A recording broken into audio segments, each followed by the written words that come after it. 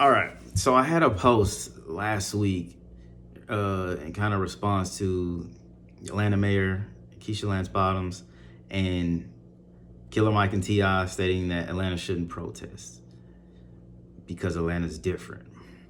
I said, no, you're not different. You're all going through the same struggle. We are all going through the same struggle. I'm from Atlanta. I know this. Since then, she's had to fire 6 police officers. If Atlanta was so different, you would not have to fire any officers. I also mentioned 2018 voter suppression. And now today, in the primary election, voting machines all over Georgia are going kaput. In a district very close to where I was raised and grew up, none of the machines are working. These are highly Black populated areas. Voter suppression is the thing. It's been going on since before we could vote, since we could vote as Blacks. Go watch Selma. Go get some background on this history. So if you don't know what voter suppression is using any kind of means to limit you from registering to vote or from actually voting. A lot of the Black communities that you have to go vote, polling precincts that you have to go vote in, waiting times can be from 4 hours to 8 hours or longer. And these are ways that voter suppression are used. Other ways is the machine just don't work. 2018, this happened a lot, and Brian Kemp defeated Stacey Abrams to be the governor. There's no way he won that race. It was really close, even with everything that happened. Keep in mind that Brian Kemp's role in the state government at that time was overseeing elections. So he was able to oversee his own election. Sounds about right. So it's happening again.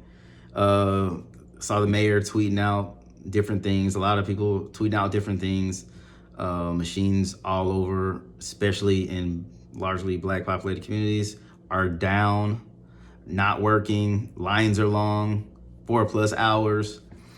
How are we supposed to change things if we can't vote?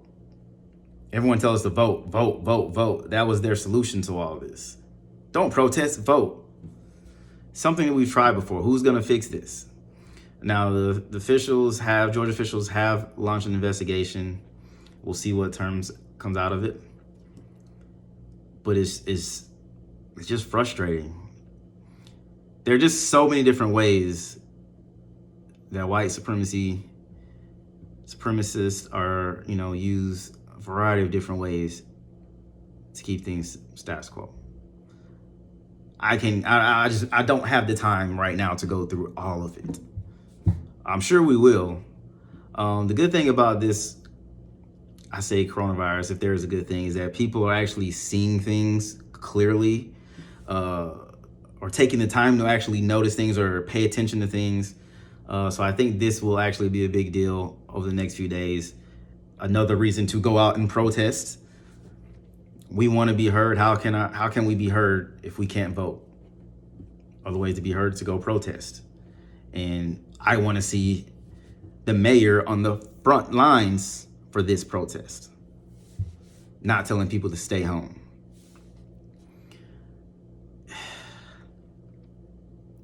I don't understand it.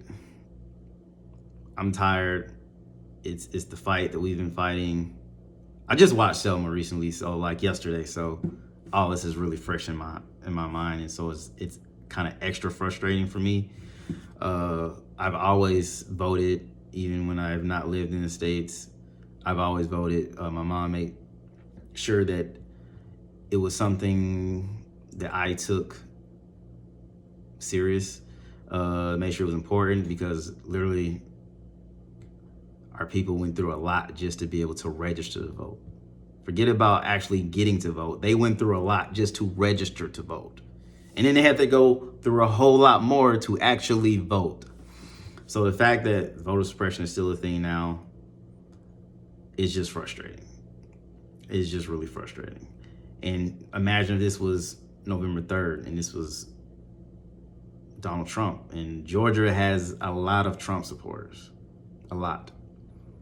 Imagine if he wanted to come out of Georgia. Makes you think. So it's a lot of work we have to do. A lot of things need to change. Voter suppression is one of them. Black Lives Matter.